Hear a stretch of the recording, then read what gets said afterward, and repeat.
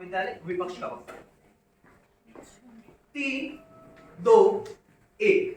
सदन की गरिमा को मेरा अभिनंदन। सदन में प्रस्तावित आज का जो विषय है कि सदन का मत है कि मौलिक कर्तव्य पूर्व अपेक्षित है मौलिक अधिकार के रूप में, इस विषय के पुरजोर तरीके से इसके पक्ष में। महोदय, मेरे पूर्ववर्ती वक्ता जो आते हैं सर्वप्रथम विषय की अवधारणा को ही भ्रमित कर चले जाते हैं। यहां पर तुलनात्मक विश्लेषण नहीं हो रहा है कि कौन ज्यादा अच्छा है कौन ज्यादा खराब है।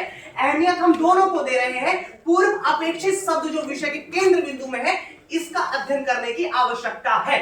आइए कुछ बिंदुओं से हम समझने की कोशिश करते हैं किस तरीके से अधिकार और कर्तव्य के बीच समाज में द्वंद्व होता है, तो एक अधिकार कैसे हमेशा समाज में कर्तव्यों की आधारशिला तय करता है। यह कथन है प्रसिद्ध दार्शनिक टी.एच. ग्रीन का। 4 तथ्यों के माध्यम से सदन में स्थापित करूंगा कि किस तरीके से अधिकार अत्यंत आवश्यक हो जाता है और कर्तव्य जनता पर छोड़ देना चाहिए, क्योंकि जिस समाज में अधिकार होगा जनता खुद ब खुद जागरूक होगी, सचेत होगी और कर्तव्यों का पालन करेगी। जब कर्तव्यों पर आप अपेक्षा लगाते हैं तो अपेक्षा के साथ आती है बाध्यताएं, बाध्यता के साथ आती है नीरसता, नीरसता के साथ आती है समाज में अराजकता और समाज के लोग कभी भी जागरूक नहीं होंगे। अर्थात एक कल्याणकारी समाज के लिए आपको अधिकार देना आवश्यक है।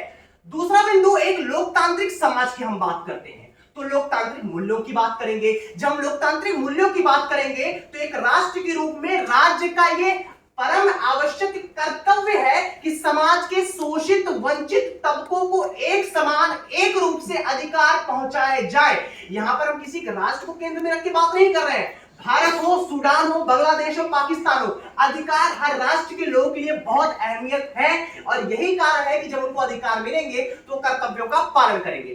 तीसरी चीज, कर्तव्य क्या दबाव में लाए जाते हैं? बिल्कुल नहीं। अगर आप दबाव में लेकर आएंगे और आप ये नीति रख देंगे कि आप कर्तव्य का पालन करिए तो आपको अधिकार दिया जाएगा, इससे किसी भी समाज में एक समानता एक रूपता नहीं आती। आइए उदाहरणों की अगर आप बात करते हैं तो भारतीय संविधान में 42वां संशोधन 1976 में स्वर्ण सिंह कमेटी जब लेकर आती है मूलभूत कर्तव्यों की बात, क्या उसके पहले अधिकार नहीं दिए जा रहे थे? अर्थात जब अधिकार दिए जाएंगे तभी कर्तव्य आएंगे। किसी समाज में शोषित वंचित व्यक्ति को जब राज्य से संरक्षण मिलेगा, वो संरक्षण कैसे मिलेगा? अधिकारों के रूप में। जब आप उनको समाज में अगले तबके के रूप में ले जाएंगे तो अपनी जिम्मेदारी को समझेंगे, अपनी भूमिका को समझेंगे। आप बिना उनको अधिकार दिए उनसे कर्तव्यों की उम्मीद करेंगे तो ये दो तरफा नीयत चलती है। अंतिम और सबसे प्रमुख बिंदु आपके समक्ष लेकर आना चाहूंगा, राज्य और लोग के बीच संबंध। राज्य अपने आप में व्यापक है, विस्तृत है, लोकतांत्रिक है और उसका सबसे परम आवश्यक तथ्य है कि अपने लोगों को कर्तव्य की अनुभूति कराया जाए और अधिकार दिए जाए। और जब ये संबंध बड़े से तय होगा तो छोटा जो उसकी सबसे बड़ी यूनिट है वो अपने आप अपनी जिम्मेदारी को समझेगी और अपने तथ्यों को समझते हुए यहां पर ये तय हो जाता है किस तरीके से एक राज्य अगर अधिकार देगा तो दूसरे तरफ से कर्तव्यों का पालन किया जाएगा।